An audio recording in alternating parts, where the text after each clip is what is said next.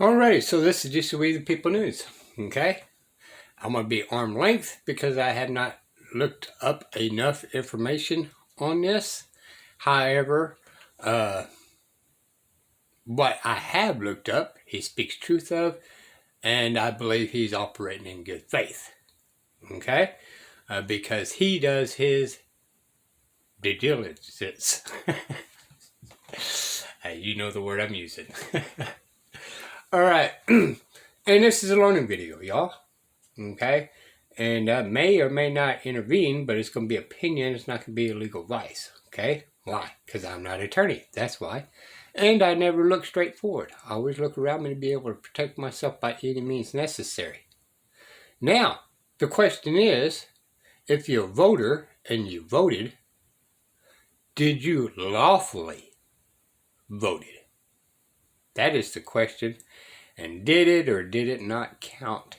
And was it lawful if it did count? Just questions, y'all. Let's learn something. How about that? Well, good morning on Wednesday, November 9th, 2022. This is Rob Ryder. And I want to talk about election mayhem. Because only the vote... Alright. And just so you guys know, right here, type his YouTube channel. Now, I'm still trying to learn how to do the length thing. I just haven't had time, and when I do have time, I come across something like this. I must get it out to the people, the men and women out there, that's trying to figure out how to move around the thorn bushes that the government has provided us. And you'll see what I mean. Let's go. And this can be a two-part video because I know the attention span is a little hard for some people. All right? Of registered qualified electors count, and you ain't one of them. You ain't one of them. I ain't one of them. We ain't one of them. They won't let us be one because they won't fill out the frickin' registration form. Now, let's talk about that. And I am Staff Sergeant Robert Allen Rutluski, U.S. Army veteran, also known as Rob Ryder. And my email address is courtofrecord@aol.com, which is really the best way to get a hold of me. I cannot respond to questions or anything on the comments on YouTube because they won't let me. Every time I try to do it, the question disappears, and so does my answer. So if you want to contact me, you got to do it by email, courtofrecord@aol.com. So let me show you something. Yesterday, I've seen that happen on mine, by the way, people. Let's go. And I'm not even a big channel either. I went down to vote at the township hall, right? Michigan has townships, so I went to the township hall. And first thing I had to do is I went to fill out this application to vote, poll list. Right? Talks about needing a picture ID, and if you don't have one, that you can do a affidavit, and the affidavit's on the back of the form, right? If you didn't have one. But the important thing is this right here. I certify that I am a United States citizen and a registered and qualified elector in this precinct, and hereby make application to vote at this election. Let me read that again. I certify I am a United States citizen, and what does that say? A registered, qualified elector in this precinct. And hereby make application to vote at this election. Well, that's what you ain't. You didn't register as a qualified elector in the precinct. Because to do that, you have to fill out a registration application, which requires you to swear to your statement before the clerk. And that's the part that's missing. Now, I've talked about these things numerous times. I'm going to pause right there, okay? Elector and voters are two different things. All right? Just kind of like on your president and vice president, right? Electors, college electors, is the ones that vote for the president. You just get to voice your opinion, allegedly. So when people bitch, moan, and complain that there was fraud of voting, well, it was only opinions anyway from y'all, okay? You voted for the president. You did not actually vote. It was just opinion. The college electors is the one that voted for the president. So if there's any complaints there, I guess you may have to find the college electors that voted for him. All right. Just recently, I talked about it to do with this election we just went through. Under Avery is the supreme law of the land, and constitutional sheriff called 911 to report an election emergency, right? Which is at Rob Ryder on YouTube, ROBBBRYGDR. If you just click on videos and go down a little bit, you'll see him.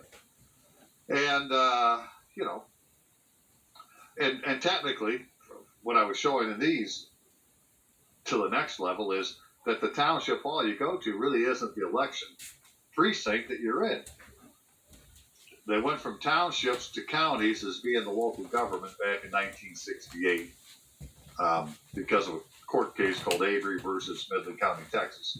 I'm going to let you watch the videos if you're that interested to know more. Well, I just want to show you that, you know, here's this form that you had to fill out. Now you're going to certify that you're a registered qualified elector, and you sign it. Well, if they find out later when they're doing their tabulation that you weren't, well, they don't have to count your vote, right? You lied. And this comes right out of the Michigan election law. So it's, you know, it's all right here to be seen. The Michigan election law is called Act 116 of 1954, right? And it's actually... So the average Michigan, we're going to go with Michigan because that's where he's at, right? So the average voter in Michigan lied and really committed fraud. Didn't think about that, y'all. And you wonder why you are guilty and you must prove your innocence. Chapter 23 we're looking at, which is on page 105. So hang on a second here. Page 105. Which is, right, chapter 23, registration of electors. And for our purposes, just to show, right, you go down here to registration of elector. This is what we're talking about, that you were a registered qualified elector. What does it take to do? Well, an elector entitled to registration, in other words, who's qualified, in an election precinct may become registered in the precinct by applying in person and signing the registration application before the clerk or assistant clerk of the township, city, village to which the election, in which the precinct is located. For the performance of his or her duties under this act, each clerk or assistant clerk has the power to administer oaths and to swear persons as to the truth of their statement contained in the application. So registering... So, did any one of y'all do that? Just a question. As an elector is not the same as, you know, registering to vote or applying to vote. You can't go down to the Michigan, like the Department of Motor Vehicles in Michigan, or the Michigan Secretary of State actually, and have them do this for you. You have to go to the township, city, or village in which the precinct is located. And when you get there, you have to stand before somebody, sign your damn application, and swear to the statements. If you didn't do that, you're not a registered qualified elector. Period. Doesn't matter what you think you did. All right, it didn't work. All right, so they have you. So now you go ahead and you vote, and you do all this stuff. You know, so you had to fill out this form. Then you went in and checked in, and they gave you your ballot and a little thing to put it in that had your in a little envelope place to stick this piece of paper in, right? This application. So you get all done and give it back to them. Well, they don't have to accept your vote if you weren't a registered qualified elector. So they can play with the numbers any way they want to, and which is what they did, right? So I really don't have any more to tell you. I'm just pointing this out. So what happens next? Well, now we're going to have all these same criminals say that they've been elected again, like, you know, Shitmer, Whitmer, or whoever you want to complain about. But what we have to remember at all times is wish I'd have had this pulled up for us first. So give me just a second. Is this that under the Constitution of the United States, right, 6th article, that the senators and representatives before mentioned and members of several state legislatures and all all executive and judicial officers, both of the United States and of the several states, shall be bound by oath or affirmation to support this Constitution, but no religious test shall ever be required as a qualification to any office or public trust under the United States. And then, as is important, is the section just above, which says the Constitution and laws of the United States, which shall be made in pursuance thereof, and all treaties made, or which shall be made under the authority of the United States, shall be the supreme law of the land. And the judges in every state shall be bound thereby, anything the Constitution laws of any state to the contrary notwithstanding. Okay, well, what I'm going to show you now then is a couple of laws that would meet this criteria, which means these are the supreme law of the land. And that would be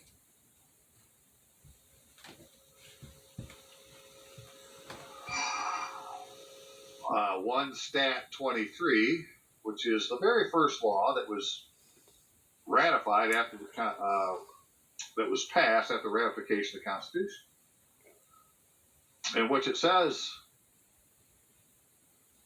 jeepers, man, hang on here.